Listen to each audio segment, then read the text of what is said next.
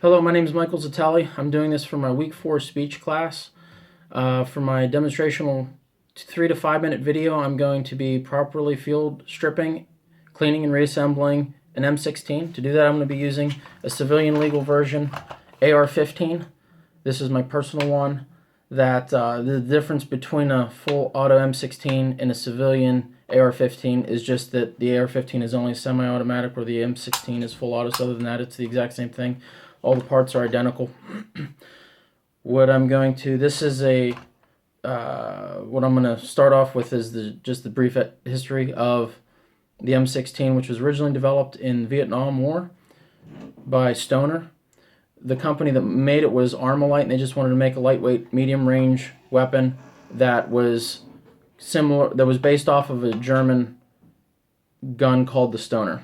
And they came up with this. It shoots a 5.56 by 45 millimeter, has an effective range of 800 meters and a lethal range of 500 meters.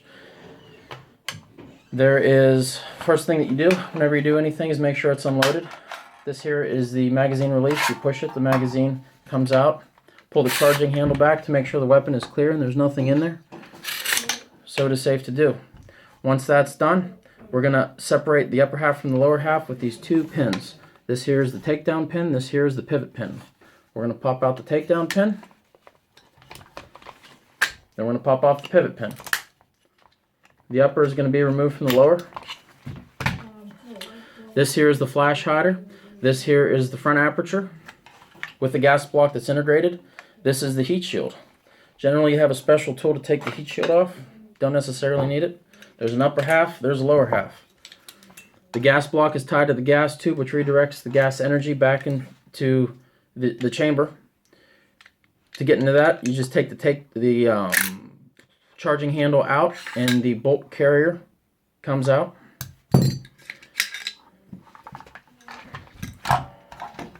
From that, you have the lower half. This here is the safety. This here is the hammer. This here is the trigger. We're going to take the buffer tube out. There's a little pin that retains it back. Buffer tube comes out. Spring comes out. This is the collapsible stock. The takedown is basically complete. I'm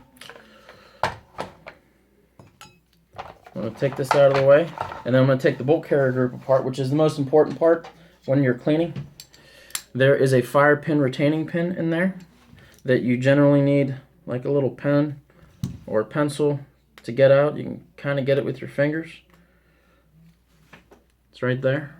The fire pin retaining pin comes out, which holds the fire pin in place. That's the firing pin. Kind of looks like a nail. Then there is a bolt hold pin that comes out, and then the bolt comes right out of the bolt carrier group. From this, everything is completely taken apart for general field stripping.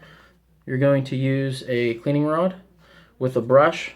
The most important part when cleaning is to keep the barrel clean, so you don't have any backfires or blockages, because that would be bad. That would cause catastrophic failure. So all that you're going to do is you're going to run the rod through the barrel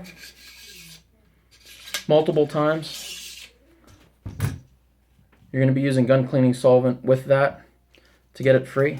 Once you run the bore through, you're just going to take a cleaning pad, go through it until everything's clean, and just repeat the process until you don't get any more dirt. Once everything's clean, you spray it with a little bit of oil.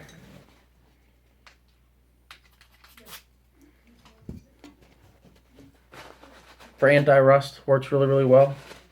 This has already been cleaned not too long ago, so it's in good shape. Now we're going to reassemble everything, starting with the last thing that we did, the bolt into the bolt carrier group. There's the takedown pin, which holds everything together. It only goes in one of 2 ways. If you put it in the wrong way, you'll know, because it just won't work. So it's kind of user-free, or child-proof, maybe call it. The firing pin goes in once everything's complete. And the last thing that goes in is the fire pin retaining pin, which goes in the side. You'll know if you did everything right, because when you're done with this, if the firing pin falls out, then you didn't do it right. But everything's together, so it's good. To complete the upper, we're going to do the heat shield back on.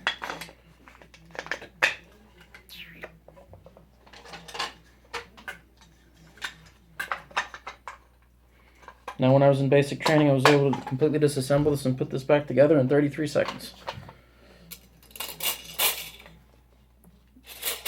Buffer tube and springer together.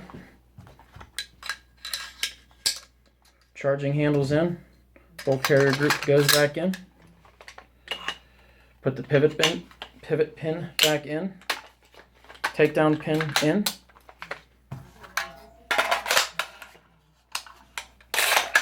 Everything's good to go. Have a nice day. I'll see everybody in class. Take care.